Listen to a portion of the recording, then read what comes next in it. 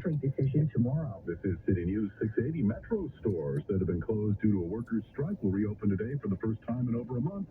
Union members approved a tentative agreement Thursday, putting an end to the job action. More than 3,700 workers at close to 330 grocery stores in the city and parts of the GTA have been off the job since July 29th.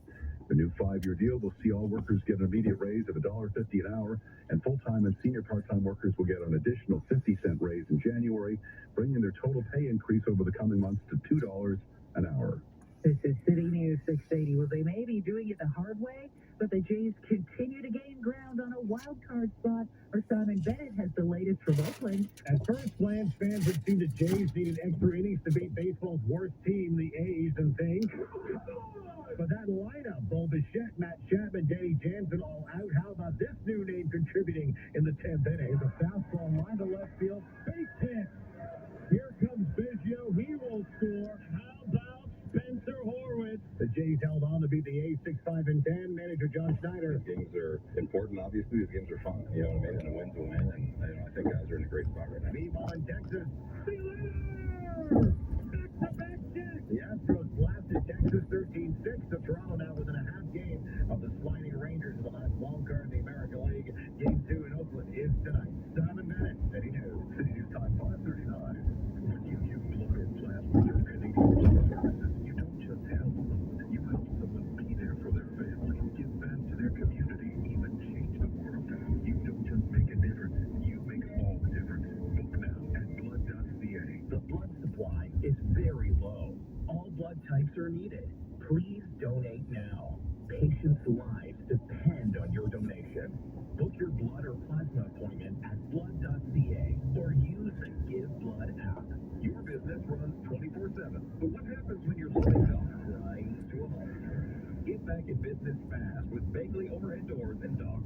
Your loading dock problem is our problem, and we're good at fixing problems. Repairing your dock, truck restraints, or have overhead doors requiring service? No problem. We also offer preventative maintenance inspections to eliminate the chaos and expense of unplanned emergencies. Bagley Overhead Doors and Docks. Trusted for over 60 years. Visit BagleyOverheadDoors.com today. It's really not important to me to have a lot of things to show off, fancy cars, a giant home. Those things are just not part of who I am. But I've been coached and I've learned through my advisor that it's not one size fits all. Everyone has their own preferences. Everything that I do with Edward Jones is tailored to who I am. Edward Jones. We do money differently. Visit edwardjones.ca/different. Time for traffic and weather together all the time. Here's Elena Mocha. This is the road to my city of Toronto. Let's put the Sunday morning drive on a Tuesday morning during the rush hour. So this is really great. If you need to travel anywhere, enjoy the drive because in a few minutes, when we look up the bill, it's back to school for many today. But as we noticed in the past, usually the first day of back to school isn't as intense as the following days of the middle next week. That's when you can probably figure out just how long your average commute will take every morning. Now, in terms of any recent outlook, doesn't have the loss I mentioned, not probably any million here. And construction-wise, this time of the never still less than the overnight average, but not today. A little bit that we did have, that's wrapped up. We've got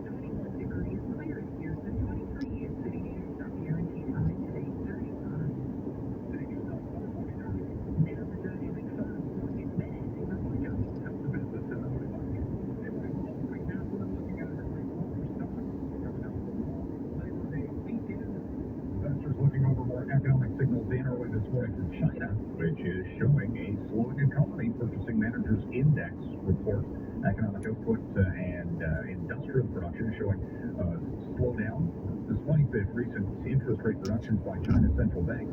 That's kind of having a ripple effect on a negative way on the major markets. International trends through Europe showing the largest effects, if you will, with the London FT100 down by 0.75%. Earlier, Hong Kong's Hang Seng was down by 2%. The Dow Futures Index is down by 50 points. Friday, just before the long weekend, the TSX gained 252 points as the signs on our economy show a slowdown, and maybe the Bank of Canada tomorrow will hold the line on interest rates. We have the Canadian dollar down a third of a cent. 6-month low for the loan at 73.22, but a 1-year high for oil. It's north of $85 a barrel starting this trading day. The price for gold down $10 at $1,956 the ounce U.S.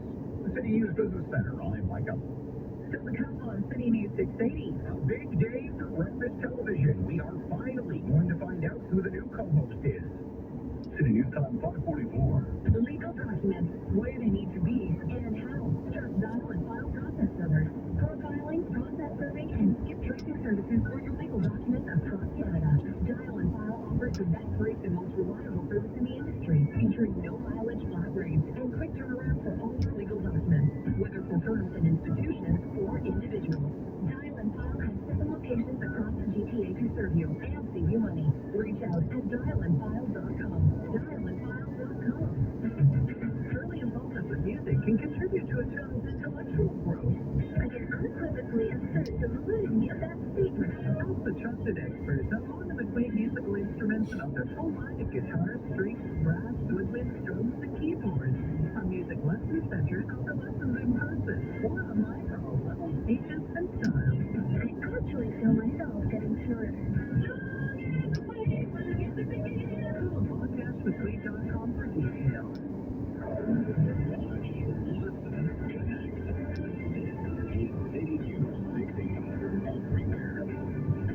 It's a clear sky, 23 degrees already in downtown Toronto, humid at 30. Good morning, I'm Catherine Jette. Paul Cook, here are the top stories this Tuesday morning. Most GPA students are heading back to class today. It means increased TTC service returning to more than 100 schools. And a stepped-up police presence making sure drivers slow down in school zones. The return to un-air-conditioned schools comes on what could be the hottest day of the year. The City News guaranteed high today is 35, which would break the previous record for the state. It'll feel like 43 with the humidity. And the search is on for a killer after a man was shot dead in the driveway of a home near Parklawn in the Queensway overnight. Time now for sports. Sportsman 590 The Fan, here's Simon Bennett. Good morning, Simon. Hey, Catherine, good morning. The Jays gained ground on the wild card slot yesterday, getting it done against baseball's basement dwellers, the A's, even though they needed extra innings. Santiago Espinal, Kevin Biggio, Spencer Horwitz, all of their RBIs in the 10th. They won at 6-5. Meanwhile, Houston hammered the Rangers 13-6. The Jays begin the day a half game back in the Rangers for the last wild card in the American League. The series goes again tonight, 9:30 on Sportsnet 590 The Fan and Sportsnet. The Argos still the class of the CFL. They hammered the Ticats 41-28 in the Labor Day Classic. 2 touchdown passes from Sharon Kelly. Running back A.J. Willett threw for one as well. The Argos 9-1. Calgary outscored Edmonton 22-3 in the fourth to pick up the comeback of the other Labor Day game at McMahon 5-31. Happening now quarterfinals of the Men's Basketball World Cup. Serbia leads Lithuania 49-41. They just started the third quarter. You can watch it on Sportsnet. Canada faces Slovenia tomorrow. Sportsnet 15 and 45 past every hour or anytime. Sportsnet.ca. City News Time 547. When you're working out at Planet Fitness, it's a judgment-free zone, so you can really step up your workout. That's why we've got treadmills. And our team members are here to help, so you can be carefree with the free weights. There are also balance balls, bikes, cables, kettlebells, and TRX equipment. But, no pressure. Get in the judgment-free zone. Get started at Planet Fitness for $1 down and then $15 a month. No commitment, cancel anytime. Deal ends Monday, September 13th. $29 annual fee applies. See Home Club for details. Ontario is growing. Over the past year, more than 500,000 people moved here, and they need somewhere to live. That's why the Ontario government is taking action to help build more homes, like unlocking land and adding more housing near transit, so everyone can afford a place to live. As Ontario grows, we need to build more homes. Learn more at ontario.ca/more homes. Paid for by the Government of Ontario. City News Time 548. Jury selection begins today for the trial of a man facing terror-related murder charges in the 2021 deaths of 4 members of a Muslim family in London. Nathaniel Beltzman is accused of deliberately running down members of the Afzaal family with his truck as they were out for a walk the evening of June 6, 2021. Last year, a judge ruled a change in venue was warranted in the case, moving it from London to Windsor. The attack on the Afzaal family sent waves of shock, grief, and fear across the country and led to increased calls for measures to combat Islamophobia. Thousands closed exhibition streets on the last day of summer break to enjoy the rides, snacks, games, and shows on the final day of the CNE. City's Brandon Rowe was there. If your eyes were directed to the sky, taking in the Canadian International Air Show that features the Canadian Snowbird and the U.S. Navy Blue Angels. You would see people trying their luck at a number of games throughout the CNE. CNE officials say the crowds are a welcome sight as the X did not take place in 2020 and 2021 due to COVID-19, and last year was the first opening post-pandemic. Last year we did 1.56 million. I think we can say confidently we're definitely hitting that. Officials say the CNE generates more than $112 million for the GTA and more than $140 million for the province each year. In Toronto, I'm Brandon Rowe for City News. City News Time 550. Mom, that car's not slowing down. In the aftermath of a terrible accident, your family needs to understand what happens next. Thompson Rogers is there with compassionate legal support when you need it most. My daughter. We're doing everything we can, but he's going to be in the hospital for a while. From the hospital room to the courtroom, Thompson Rogers is by your side. That's real life counsel. Connect with us at trlaw.com. Here, the 90s call. They want their back to school prices back. Well, right now, it's Plaza. 90 prices on all your favorite back to school supplies. Like 150 sheet retail paper at 49 cents. 15 cents for guns. 44 cents wood case pencils. And so much more. No way. Plus, get great prices on tech the 90s haven't even heard of. 90 pricing is on now. Only at Safeway. News Time 551. Time for traffic and weather together on the ones. Here's Helena Volka. This report brought to you by LLB. Starting to see a little bit of volume creep in the usual spots. Westbound 401 through the 412 towards Salem, beginning to slow a bit. Southbound 400 through Aurora Road. And the southbound 410 approaching Sandalwood down to Beauvert. Otherwise, it's a good drive with no recent collisions reported around the city. A traffic spotter coming in from the north, though, just to mention this, if you're coming in as well from the Cottage Country area and doing it this morning as opposed to last night. Southbound Highway 11 at the 400 merge. There's a collision there tying up the left lane, and emergency crews are in attendance at that spot as well. As the weather cooled, LLB's Mountain Classic Anorak is the best grab-and-go jacket. It keeps the light rain out and the outdoor fun going. Shop LLB at Oakville Place and shops at Don Mills. Next traffic report at 6:01 now with the forecast. Here's Jill Taylor. Sunny, hot, humid for us today and tomorrow, and then, we get into that pressure feeling air for the end of the week. Our guaranteed high today, 35, will feel like 43, light southwest wind. And set a record for September 5th as well. The record 34.2 set not that long ago, 2018. Tonight mainly clear, very warm low, 22. And tomorrow, chance of showers and storms, but really not going to cool us down that much. 32 degrees will feel like 40. Scattered storms and showers on Thursday will start to cool us down, the high about 26, and then showers at times Friday and 24 degrees. Right now, already feels close to 30. It's clear, 21 degrees at Pearson, 23 at City News. Our guaranteed high today, 35. Coming up at 6 o'clock, back to school amid an heat wave and the search for a killer in an apparent drive-by shooting in the West End. City News Time 553. Air Transat presents 35-year-old buddies on a boat tour down south, discovering the hunters of whale watching. Dude, you can't call a whale.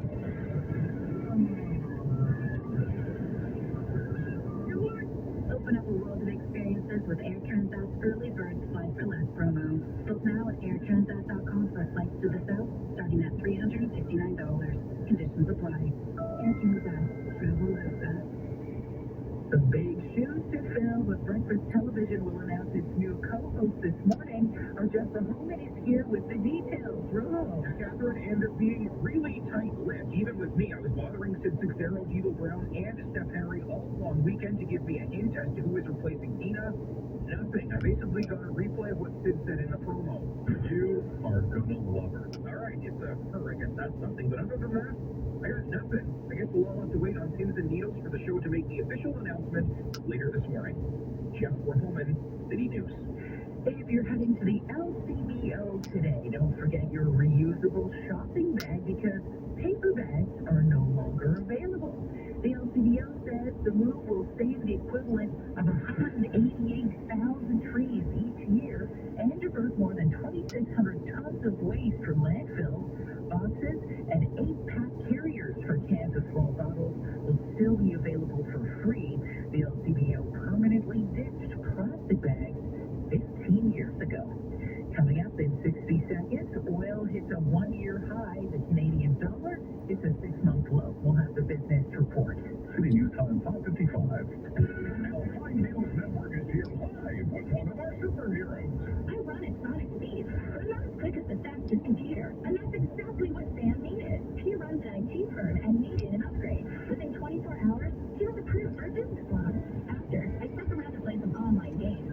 My legs might be fast, but my thumbs, even faster. Own your home, need a home? Alpine Credit can help. Alpine Credit, where homework is through. Just licensed home 616. Hey, I'm Ben, official spokesperson for Mobile Clinic. Full disclosure, I have never been to Mobile Clinic, but I did buy a phone off Joe Smith 123 last month. Great deal. Until Jessica showed up. Trusting Joe Smith 123 wasn't the smartest call. In hindsight, I should have gone to Mobile Clinic for a certified pre-owned phone backed by a rigorous inspection and no angry Jessicas at your door guarantee. Get phone smart. Visit us in store or online at mobileclinic.ca. City News Time 5:56. Now the business report. Here is Mike Apple. Good morning, Catherine. We're starting today with the price for oil at its highest level since last November. Interestingly, it hasn't rippled over the price of the pump, at least not yet. But we're tracking this because crude futures north of $85 a barrel have gone up quite significantly just in the past little while, with Russia talking about again curtailing output. OPEC is sort of on the sidelines, and the demand for oil is expected to rise as the U.S. refills its strategic petroleum reserve. Now, as we are Labor Day long weekend, the demand for gasoline might slow down just a little bit. Not as many drivers on the roads on summer vacation, and that could keep the price of the pumps fairly steady, even as the price for crude gets more expensive. Is the next target $100 per barrel? That's what some of the talk is this morning. Interestingly, it hasn't had much of an impact on the Canadian dollar.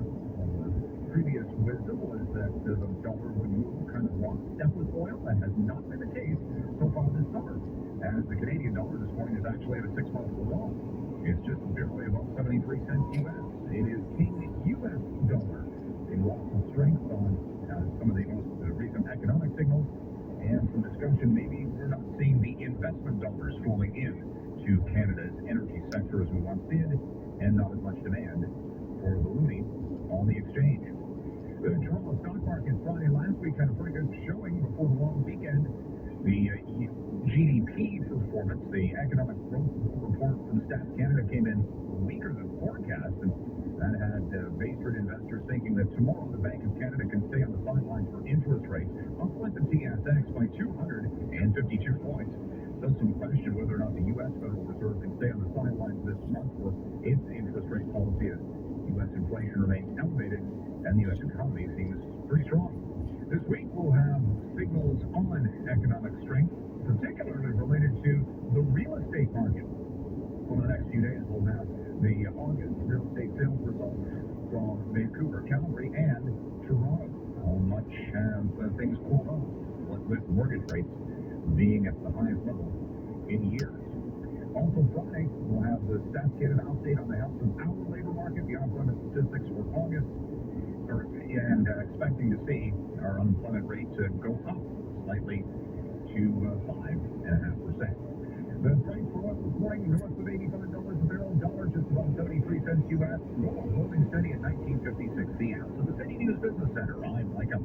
Thousands of Canadians living with kidney disease want to thank you for making your car a kidney car. So thank you. Victor for your coupe, Sarah for your sedan, Joel for your Jeep. Unwanted vehicles a kidney car today and get it towed away for free. You'll receive a valuable tax receipt for $700 or more and help fund kidney research and programs here in Canada. Thanks again for your pickup, Harvey for your hatchback. Visit kidneycar.ca today. Kidney Car. Donate. Feel great. Hello. Hi, it's Max, professional dream coach. Is this the guy that dreams about never doing yard work again? Yeah. Well, AutoMax now has draws on Tuesdays and Fridays. So let's magnify that dream. You mean I can hire a landscaper? Go bigger. Get a giant infinity pool, a hot tub, oh, a sauna. I'll finally have the nicest yard on the block. Take that, Frank. AutoMax now has draws Tuesdays and Fridays, plus even bigger jackpots. Why dream to the min when you can dream to the max? Checking some regional weather conditions in downtown Toronto. It's a clear sky, 23 degrees, humidex 30, City View 680 is CFTR AM Toronto. It's 6 o'clock. Toronto's #1 traffic and weather. This is City News 680 everywhere. Tuesday, September 5th. Good morning. I'm Paul Cook. I'm Catherine Jeté. Here's what's making news right now. Those familiar back-to-school emotions. Really good. I also don't really want to go to school. A brand new school year begins today for most students across the GTA. Toronto police are reminding drivers to be especially careful in school zones. September coming in like a sauna with a 35-degree day on the west. UNX over 40. Brother, heat warning. It could be the hottest day of the year, end of the summer, and a record breaker. Late-night shooting murder near Park Lawn in the Queensway. A man is gunned down on the driveway of a home.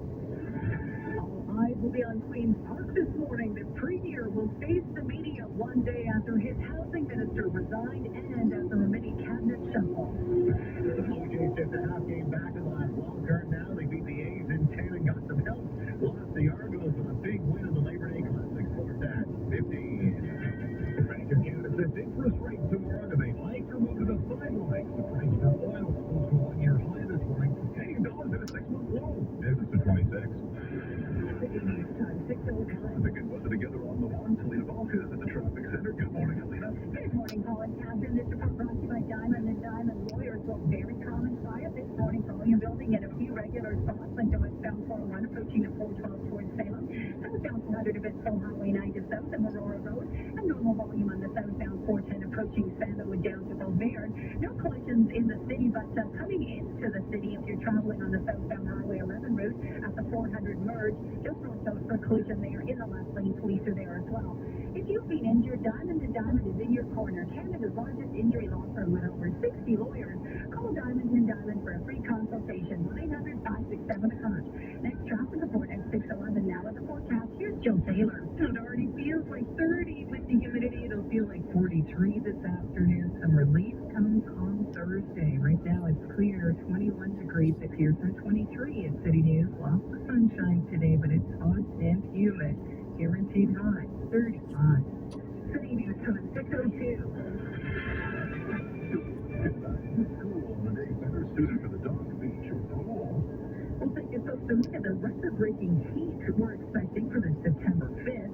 But first, our Kevin Meisner is in the Yonge and Finch area with a look at how the day is shaping up as we bid farewell to summer holidays, but not to summer heat. Could be controlled chaos in a lot of households this morning. Students and their parents suddenly have to transition from summer mode to early morning pickups for class again. It is September. It is back to school for most school boards across the GTA as they welcome back their students this morning. Sylvia starts grade 4 today. I'm excited to see some of my friends on a little roller because I'm getting a new future. And also a little bit later, so cool.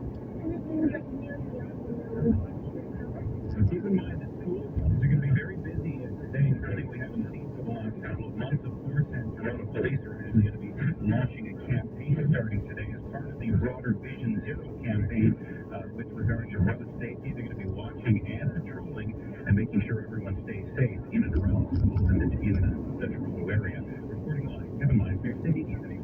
6:04. So how long will this back-to-school heat wave last? Our Jamie Culver joins us live with the answer. Jamie. The official arrival is just over 2 weeks away, but it would still have a situation in the city. Could be the hottest day so far this year, the hottest day of summer, and we could potentially break a record high for September 5th. The record for this date not that long ago, 34.2, set in 2018. Our meteorologist Jill Taylor with a guaranteed high of 35 degrees today. You're 43 and we're under a heat warning. She says the last time the city had a 35-degree day was last year. You have to go back to late June. Now, the heat is also amplified by the fact that we're coming up in August with not a single 30-degree day, and that's unusual. The heat will linger tomorrow, and Thursday we start to cool down. And by cool down, we're only talking 26 degrees, and it's continuing to fall into more seasonal conditions as we head into the weekend. Reporting live, Jamie Holter, City News. City News time, 6:05. From Etobicoke, where a man has been fatally shot in the driveway.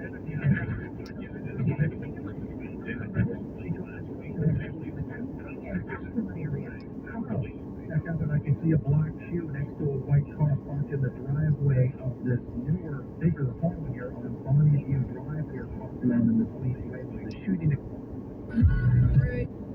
sign appeared in heaven.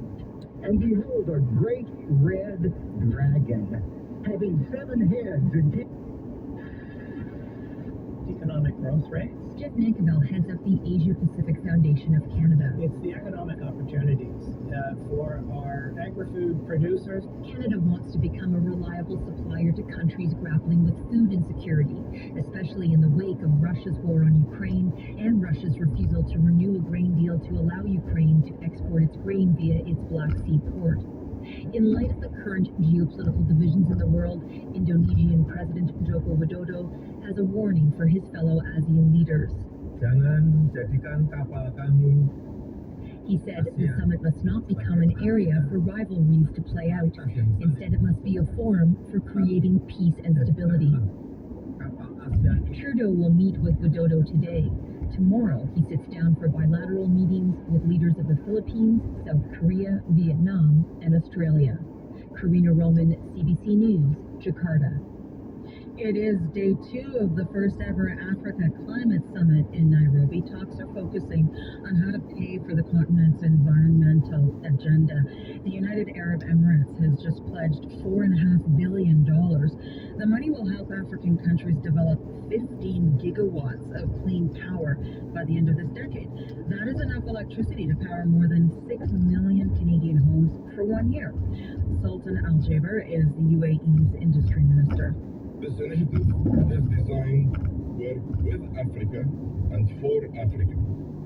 It will act as a scalable model that can and should be replicated. Africa is suffering from one of the most severe effects of climate change, but researchers say the continent only receives about 12% of the financing it needs to cope.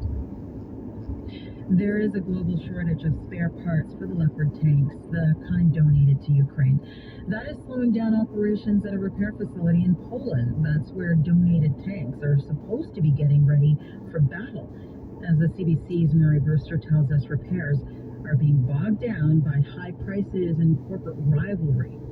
It is quite a quagmire on multiple fronts. Gustav Gressel is a defense expert at the European Council on Foreign Relations, who has tracked efforts to establish the repair facility since the Allies announced it in April. A state-owned Polish arms maker started fixing battle-damaged Leopards this summer, but there have been disputes with the German manufacturers of the tank, Rheinmetall and Krauss-Maffei-Wegmann. Each side has accused the other of driving up the cost of spares and repairs. Personally, I thought that the war in Ukraine actually made all these people a bit more solution-oriented. Ukraine has received over 70 donated Leopard tanks. We don't know for certain because of operational security, but it's believed 5 have been destroyed and another 10 damaged. Gressel says the tug of war over the plant has had an impact. It's a problem because it decreases the availability, first of all, of vehicles for Ukraine. Second, it decreases the useful amount of time that Ukrainians have from each next vehicle. Neither German defense contractor would comment, nor would the Polish company. Poland's ambassador to Canada, we told Yiecki, says there have been obstacles, but the Allies are resolving them. It is important for us to work together on such initiatives, beneficial to the security of the region, beneficial to the Ukrainians fighting for their freedom. The dispute is significant for Canada. It operates Leopard tanks that have been affected by shortages, and the Liberal government also plans to invest significantly in the repair facility. Marie Brewster, CBC News, Ottawa. Composer, producer, and pop hit singer Gary Wright has died.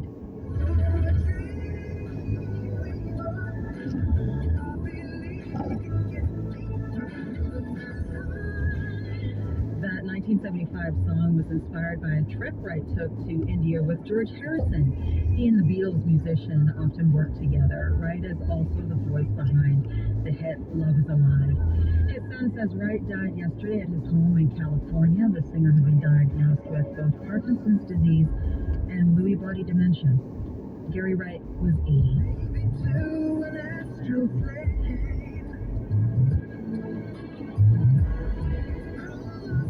That is World Report. I'm Marcia Young.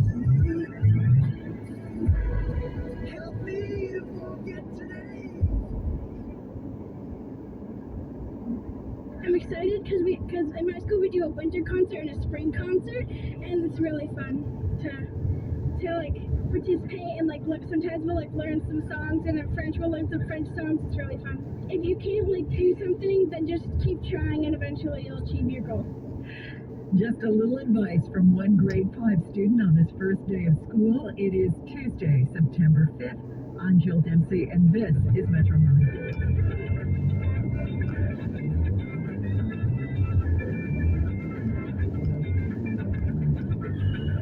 There's no question back to school can trigger some first-day jitters for many students, but for neurodivergent children, things can get overwhelming quickly. Coming up in just a few moments, a conversation about how parents and schools can work together to advocate for these students. That's coming up.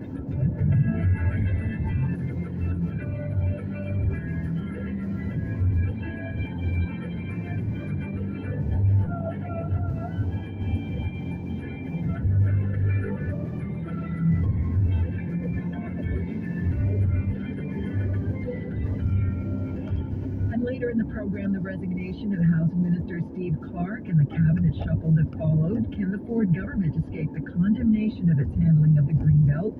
Two conversations coming up on the program this morning on that. It is going to be a hot one as you prepare for school, so think about what you're going to wear.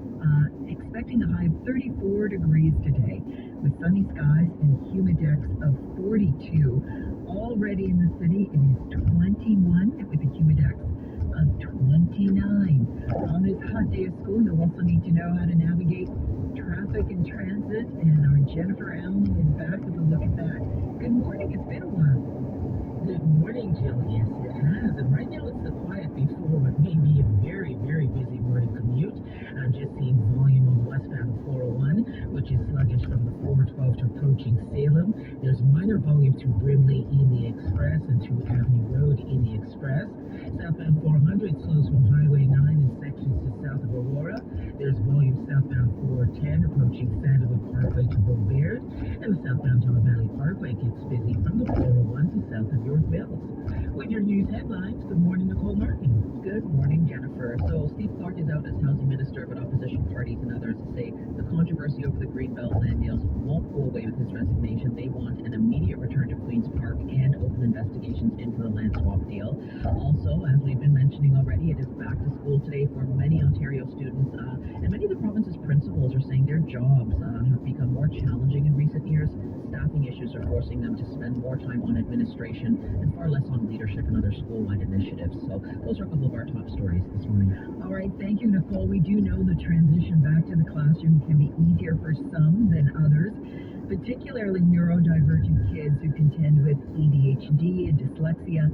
To hear what parents can do to ease the back-to-school transition, Louise Gleason is here. She is a freelance journalist who writes about parenting issues. Good morning. As parents prepare to go back to school, we'll be thinking about a lot of things, but one of the things that might be on their list is how to identify whether or not their child experiences experiences learning difficulties. How do they do that? There will be some signs that parents can be keeping an eye out for. And one of their best allies, of course, is if the teacher is noticing and maybe bringing it to your attention. But some of the signs that we recognize could be indicating a learning difference for your child is that their performance at school does not match what you know to be their ability. That may also appear as not applying themselves, having trouble staying on track or completing their work, especially if it has numerous steps, daydreaming, having difficulty handing in assignments on time. Another key one is that they're trying their best to hide plain sight in the classroom, not get noticed, or they're acting out, being defiant, giving the appearance they don't care about school, also as a tactic to not get noticed, struggling with time management, taking too long, or having trouble to hand things in, really bad test anxiety, even though they've prepared and prepared and prepared. And the big one for parents and even teachers to keep an eye out for is any signs of emotional dysregulation that doesn't make sense. These kids, these students begin to notice that they're not staying on track with their peers or that they're struggling to get things done at home. And there's a great deal of shame, low self-esteem, embarrassment, guilt, and difficulty kind of regulating all of that emotion. And that can sometimes manifest in wanting to avoid school, and that's another big clue.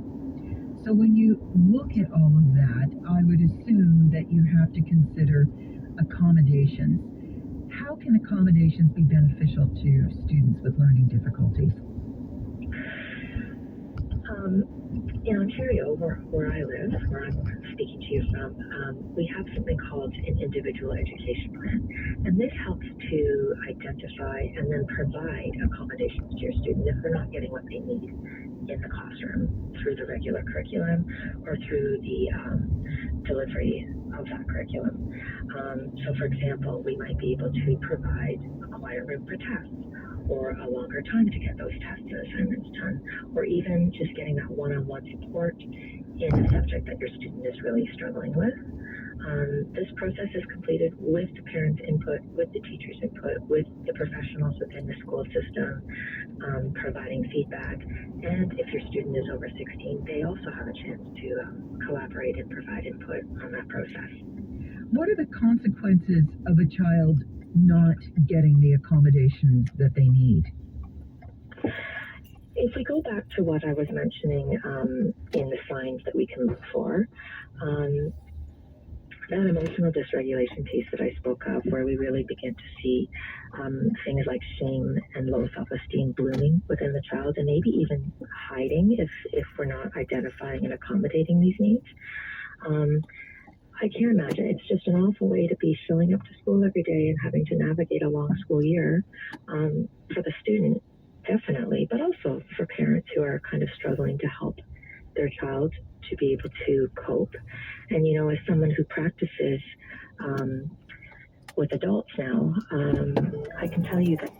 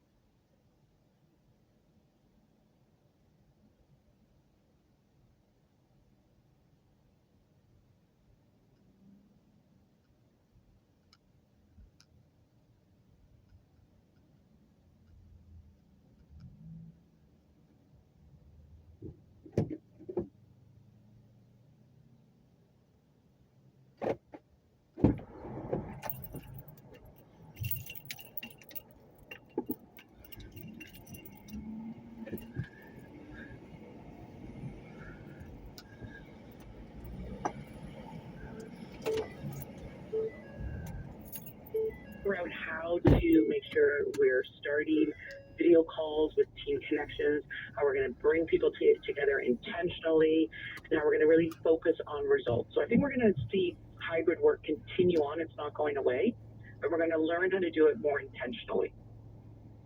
And not be afraid of saying, I'm going to be lazy.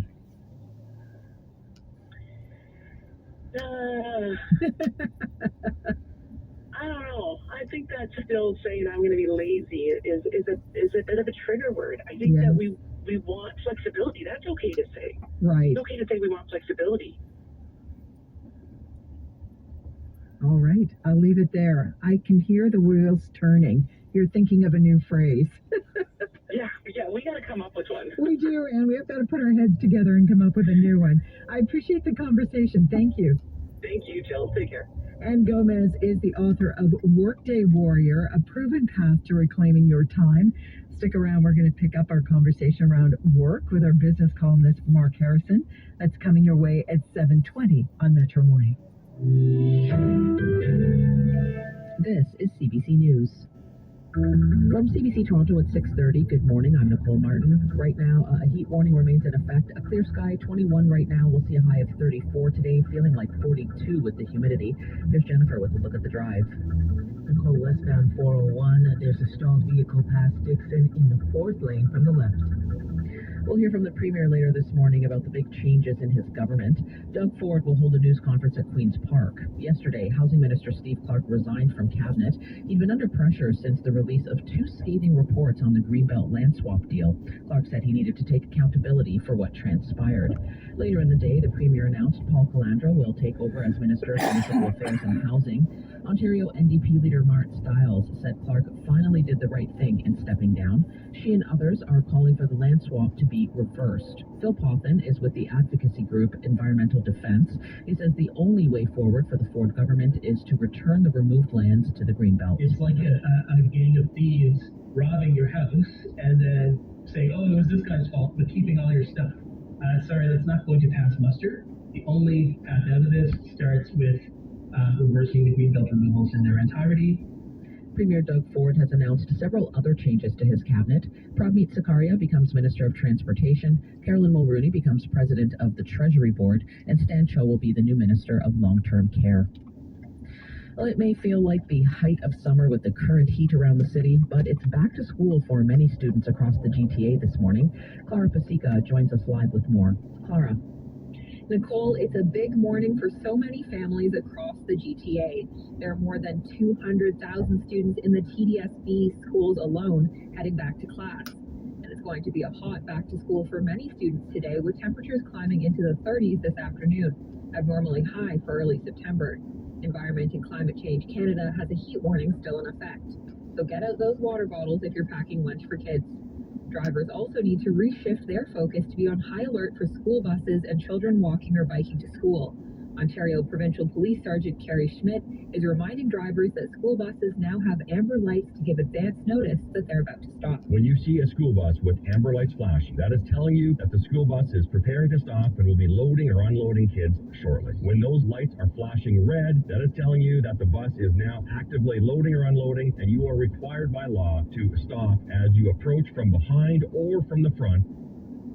Police say back to school means regular traffic volumes return to roadways, so you might need to give yourself a bit more time to get where you need to go today. Nicole. Thank you, Clara. The CBC's Clara Pasica.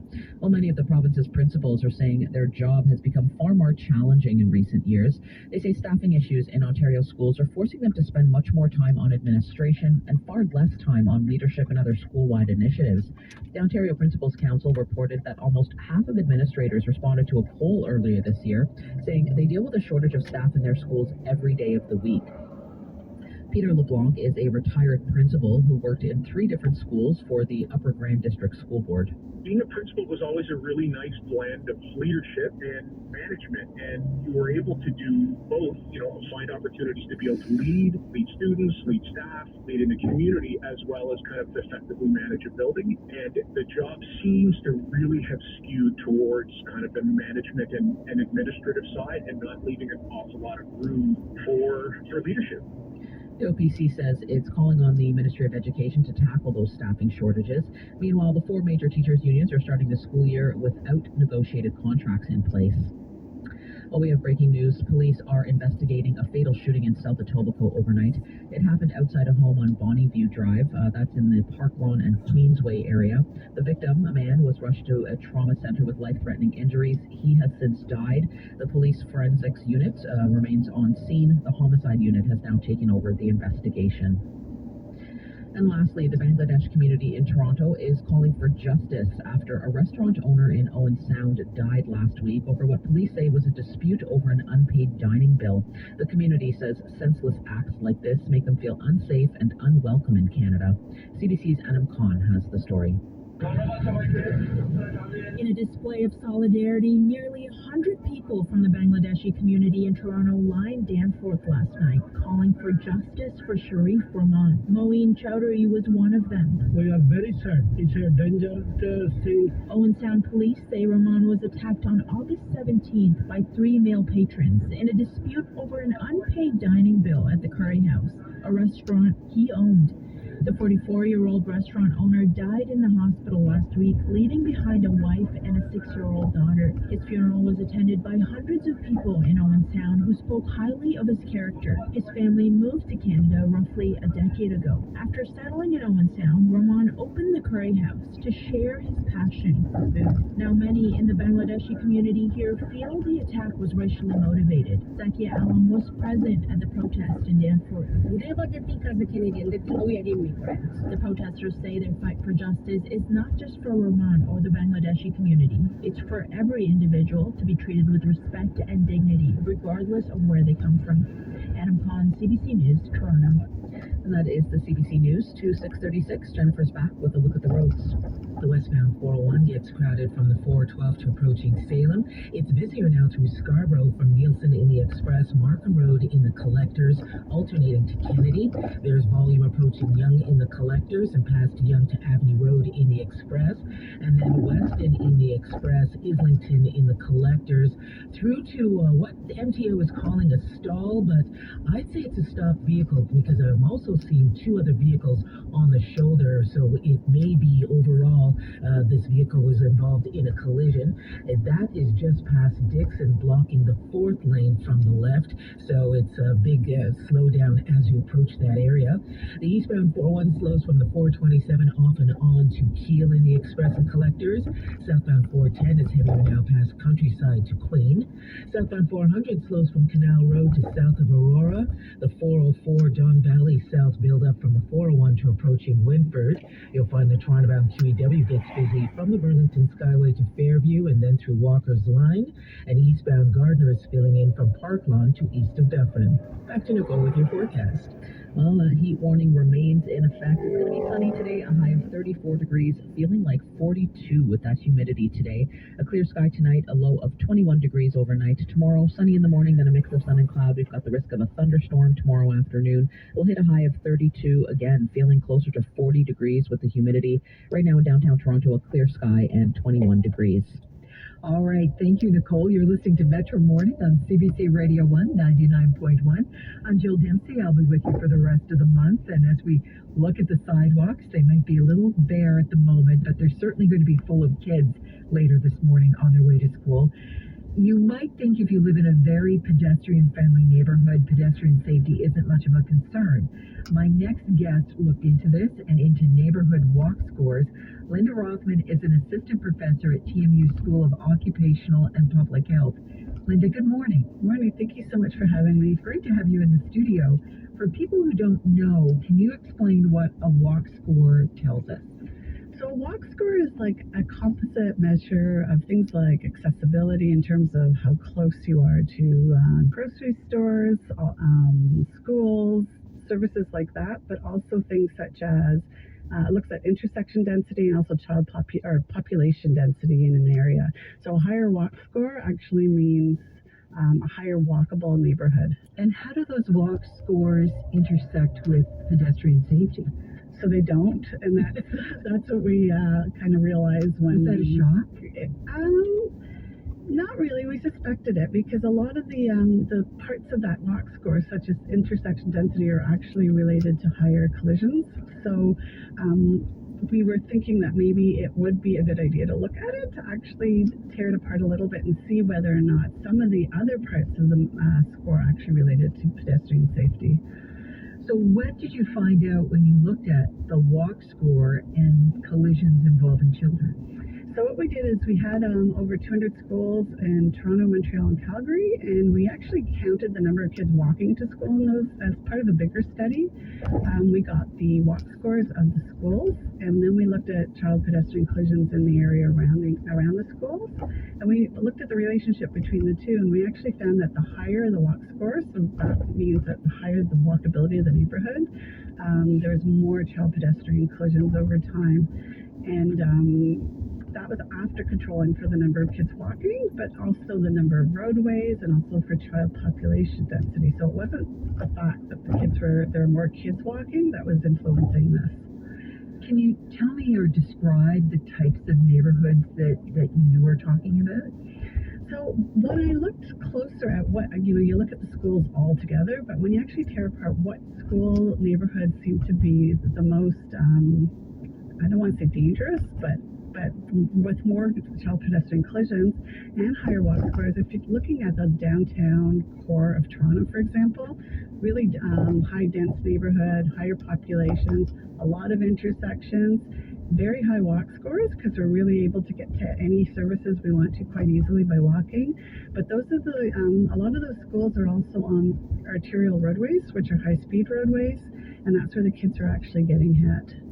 Walk Score is a Seattle-based company that shows over 20 million scores every day across some 30,000 sites. Should it factor in pedestrian safety when it looks at those scores? So that is a good question. That is not the intention of the walk score. There are other walkability indexes that actually do factor in safety. What are those? Pardon me? Which ones are those? There are all sorts of researchy ones that scientists use to look at different aspects of walkability. So, it depends on your definition of walkability. For the walk score that we're using, all they're really intending to look at is proximity to amenities and how easy it is to get around. So what is really important to realize is it is not at all an indicator of pedestrian safety. If they were going to include things like that, it would be more about reducing traffic speed. So things like traffic calming is really important, for kids especially, lower speed limits.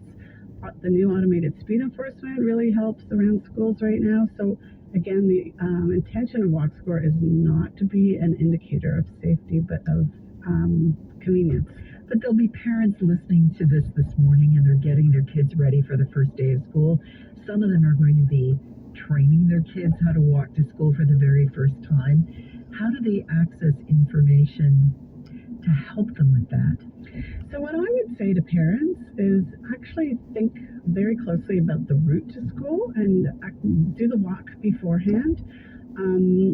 You're not going to easily access how many collisions there were. I mean, they do have it on the Toronto Police Service's website, not so specific to areas. But I would do the actual walk to school, take a look at where your child is going to be walking, and really think about avoiding those major arterial roadways, even if it takes a longer time to get to school. So try and stick to the local neighborhood roads and really help the children think about sticking to those roadways rather than trying to cross major roadways with high-speed traffic on it. So almost think about accessing the school through the back door. Exactly. Right. Yeah. What was the biggest surprise for you when you started this research?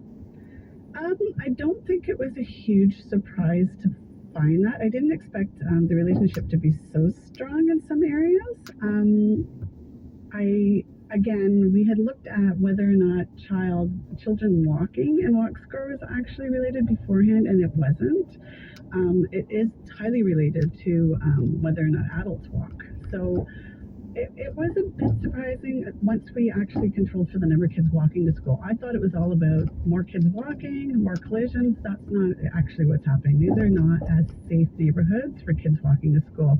For example, at Toronto Metropolitan University, we have a walk score of 99 out of 100, really high. But would you want your child walking around Yonge and Dundas by themselves to get to school? I don't think I would. But it is a highly walkable neighborhood, according to the walk score. So there are lots of things for parents to consider this morning as they get their kids ready for school. For sure. And start on that walk and maybe have the conversation, right? Yeah. Linda, I appreciate your time and your efforts in looking into this. Thank you. Great. Thank you very much. Linda Rothman is an assistant professor at Toronto Metropolitan University. She co-authored a study published in the Injury Prevention Journal. It shows that high walk scores in school neighborhoods do not always mean greater child pedestrian safety near schools. Today, of course, is the first day of school for many students in the GTA. We're going to be hearing from teachers and parents and kids later this morning, and we'd love to hear from you. Are you a teacher or a student with a message for your friends, your school, or students across the city this school year? Give us a call at our Vox box. The number is 416-205-5807. Keeping an eye on how things are moving around the city, Jennifer Allen is back. Jennifer? Well, as the volume quickly increases for this back-to-school commute, so are the problems. On the westbound 401, there's a collision approaching Avenue Road in the Express. It's right in the construction zone. You'll find vehicles in both the left and right lanes, and there are only 2 lanes in that zone, so it's a tight squeeze to get through. And beyond that, there's a stopped vehicle which was possibly involved in a collision just past Dixon, blocking the 4th lane from the left. You'll also find a few vehicles on the right shoulder at the on-ramp from Martin Grove, so not sure if they're connected. You're seeing volume on the westbound 401, looking at the delays from the 412 to approaching Salem, past Morningside to Kennedy in the Express and Collectors. It gets really heavy from Bayview to Avenue Road in both the Express and Collectors, and then from the 400 in the Express and Collectors through Dixon. On the eastbound 401, there's a collision past Avenue Road in the Collectors. It's blocking the 2 right lanes. An ambulance has just arrived on site along with a couple of fire trucks. So the eastbound 401 fills in from Dixie to east of it in the Collectors, approaching the 427 to east of Keele in the Express and Collectors, and then there's a bit of volume east of Avenue Road in the Collectors as a result of this problem. Southbound 404 in the Don Valley Parkway slow from Shepherd to the Winford ramp. The Toronto-bound QEW is filling in, approaching the Burlington Skyway in sections through Walker's Line. Beyond that, it's working well to the 427. And the eastbound Gardner is filling in just past Park Lawn to east of Dufferin. Right now in the city, it is 21 with a humidex of 29, but get ready. We're expecting a high of 34 degrees today with sunshine and a humidex of 42. Clear tonight, a low of 21, and then tomorrow sunny in the morning. There is the chance of some shower and thunderstorm activity in the afternoon with a high tomorrow of 32. It is 14 minutes before 7 o'clock. In just a few hours, Canada's national women's cricket team will head to the field. They're playing their second game against Argentina in the regional T20 World Cup qualifier in Los Angeles. They won their first game, beating Brazil by 53 runs. The women have an awful lot riding on this tournament. Kanat Kazi is one of the team's all-rounders. I spoke with her earlier. Good morning. How are you? I'm great. How are you doing with one game under your belt and another ahead today? How are the things going in Los Angeles? They're going all right. There's a lot of excitement that was created around this tournament. We put in a lot of preparation, almost nearly a month worth of preparation with the national team together, and it's the first time Team Canada has also done this kind of women's national training camp. So we were quite buzzed that it came together, and we're just raring to go, quite excited to continue throughout the tournament. So which team do you have your eyes on? To be honest, we don't take any team lightly. All the other teams, there are 3 other teams who we're competing against: the USA, Brazil, and Argentina. They all come with their own challenges for us. With the history with the U.S. is always there. Brazil, their team is actually fully contracted to play cricket, so that's a different ball game for us as well. And it's incredible how the sport is taking root in the South American continent, and Argentina as well. That's our game today. So I think we're quite excited to take on every team, and we don't take any team lightly. There's a lot of belief in this squad. And how far do you think the belief is going to take you? Do you think you're going to make it through these regional qualifiers? We hope so. That is the expectation. We want to finish on the top of the podium, yes. Where did your love for cricket come from? It's quite deep-rooted for me. So, cricket is an immigrant sport in Canada and a lot of these other countries, in the Commonwealth especially. And for me, when I was very young, I come from a sporting family, so a lot of different athletes. Basketball was actually our first love with my siblings. My mom also played, netball. And so I played various sports overseas. I grew up actually in the Middle East, in Saudi Arabia, in an American community. So we had access to a lot of other sports like volleyball, soccer, football, track and field, softball, table tennis. So those were kind of the ones I was in and didn't really, cricket wasn't a thing there. And then I started, watching cricket more and more. I'm Pakistani by background. On TV and, we're watching cricket with my dad especially, and I took a lot of the game from him, and I remember getting just so enthralled and enthused by the game to the extent where I would watch it all the time. I think one summer I just sat on the couch just watching the entire thing. And, my dad started calling me the cricket encyclopedia to his friends because there was just so much knowledge I gained of the commentary and the games and the players and the stats, that you learn along the way. So really it started from there. And if I can quickly add, as a young girl, my parents, they always used to talk about, they grew up a lot of their formative years in Pakistan. I've never lived there. And so, in their time, they've always talked about it as a country headed towards much prosperity. But it's not been so rosy, and so cricket was one thing that I saw unite Pakistanis across all spectrums, like no politician could ever do, like no activist, no celebrity, no campaigner, and so it was electrifying for me to see that, the way the sport connected people across gender lines, socioeconomic lines, linguistic lines, religious lines. And so I wanted in on that. I wanted to contribute to that kind of happiness, and that spurred my interest in international development as well. Actually, that's what I studied in my undergrad. So I do have a full-time job. I'm working as a programs manager at Islamic Relief Canada, working to support our humanitarian development projects there. And, this is a burgeoning niche within development, using sports as a tool for development. It's called S4D, improving livelihoods, decreasing vulnerability to help through sports, essentially. Where do you find the time?